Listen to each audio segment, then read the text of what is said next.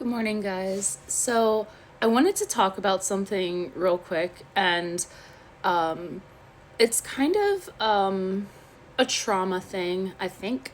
It's like I was talking about in a previous video how a lot of times when I post different music, like links to YouTube or like sharing songs that I like on X, that I am doing that because music for me is a lot deeper than just enjoying the sound. The lyrics I pay attention to, and the songs, the content of the songs, the meaning behind the songs is very important to me. And I listen to meaningful songs. And each individual song holds a special meaning to me. And I know that sounds crazy, but I have literally cataloged in my brain since I was probably 13 how I feel about every song that I've heard and what it reminds me of, what it's reminiscent of, and how it makes me feel.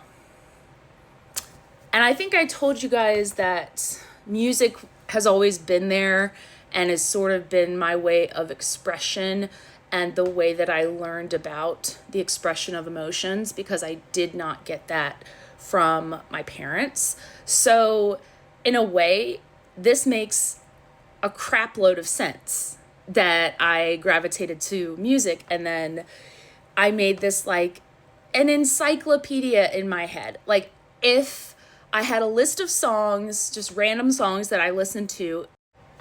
Anyway, guys, so it truly would not be an Anne Marie video if she didn't have some kind of technical issue, which this time included that I recorded the second part of the video, and then when I went to edit it, I deleted like the larger part and just kept the intro. So, anyway, we're gonna do a brief summary of what I just recall from what I said a few minutes ago, because I don't quite remember everything because I went off on a tangent, which usually happens like right now I'm on. Okay, so we were talking about the meaning of songs, like, and how I post them. And how I've kind of used music to help teach me about emotions and expression since I was like a kid. And so it's more meaningful to me than I thought. And I guess I'm coming to these kinds of realizations. And this one is important to me because it's showing me how, I've been through neglect and trauma and abuse. And during that time, I felt like I was silenced. I couldn't speak. And so I had to keep everything inside. And so what music has done is it's become a platform, on a platform on X. I am posting the songs, but it's the purpose of it, I realize, is that I'm not trying to, I thought it was focused on other people, and I don't know how to explain that. But I realized that it's actually a source of my like coping skills with my childhood trauma and the trauma I went through as a teenager, because a large majority of the abuse and trauma that I experienced was between the ages of 13 and 19. So when I was a teenager. And so I gravitate towards that time in my life and the things that I listened to back then.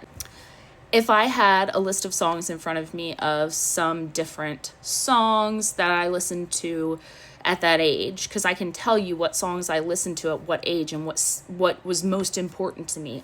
Like, it's like I have this really good memory of that stuff. And you know how I talked about latching on to, I latched a lot onto the culture of the time, more so than my experiences with my family. And so I feel like I blocked out a lot of memories, or I don't remember a lot of things from my childhood that I feel like I should. And I don't know what's normal for someone my age as far as what I should be remembering. And I'm going to be 36 in a few days. But I do feel like it's like something is missing. And I latched onto the culture of the time, and I gravitated towards the things that I think told a story of this inner chaos within me. And I've always had this inner chaos, and I don't know where it comes from, but it's like this, it's like juxtaposition. It's kind of like when we discovered what was happening in the country and how everything is juxtaposition of itself. Like everything is basically canceling each other out now because, like everything is backwards from what we thought it was.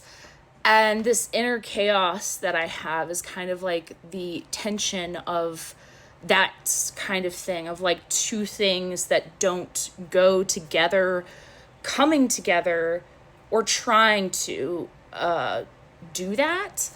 And I think it also has to do with my identity, because I struggled with identity all growing up because of a lot of things, but really because my parents did not support me enough and did not want to get to know me enough and be interested in my interests. It was more like being an extension of their pride for, whatever reason, like, oh, she did this. Oh, yeah. It was only, the accomplishments that mattered. It wasn't the everyday and the struggle. The emotional support that I needed on a daily basis was not there and not present. And now I've realized that these songs that I've shared are telling me, or kind of filling in the gaps as to the things that happened or may have happened in my childhood that I can't remember. But it's giving me it's not telling me what happened, but it is giving me a sense of why I can't remember some of these things. And that's actually giving me a clearer picture of myself. And I've never felt like I had the proper amount of time or resources or support to fully know myself. And so my identity journey started probably when I got divorced at 28, and now I'm about to turn 36. And now from 28 to 36, that whole span, I had been doing on and off work with trauma, with, all the things I was struggling with. So I did therapy and all those things. And they didn't seem to help in the beginning at all. It was just kind of like, I don't know. I don't know what's happening to me. I don't know why I feel this way. And now it's like, I'm piecing things together myself and realizing that this was a coping strategy for me from childhood neglect and abuse, because my parents could not give me the emotional support I needed, and they didn't teach me about emotions. Like when I experienced the trauma between my brother and my dad when I was 13, he was choking my brother, and he wouldn't stop even when I screamed. And there was no conversation after that. That's really impactful, because I needed to know why that anger happened. I needed to know why somebody who's good can also do bad things, because that juxtaposition was a big deal to me back then. And maybe that's part of the inner turmoil or the storm of it. I don't know, but isn't it cool how I'm piecing together these things, because I'm healing from it. Like, I'm not bothered by this stuff anymore. I'm able to talk about it. And I feel like I've tried and tried to talk about it, like on YouTube and on other places, and I couldn't, because like family or somebody that knew family was like on my YouTube or knew my YouTube channel or knew I couldn't talk about these things on Facebook because all my family's on Facebook. And so it was like always a struggle to be able to fully be myself even online in general. And so I migrated over to Instagram, and then I migrated over to TikTok, and then I migrated over to Threads, and kind of like did a whole dance. And I came back to this one, which is the one that I used the least and found the least use for. But I'm telling you right now, I'm very happy to be on this platform right now and doing this because it's something I've needed to do my entire life. And I finally feel like I'm closing that chapter because now I'm okay with it. I know that it happened. I know now at this point in my life that I can't go back and change those things, and that I need to move on with my life and do the things that I've wanted to do as an adult that I haven't done, you know? And yeah, I don't know. It's just a great feeling. So thank you, X, for being here, and whoever is watching this, because I wouldn't have been able to do it without this platform right now. And I'm really proud of myself. So thank you. I'll see you guys tomorrow, maybe.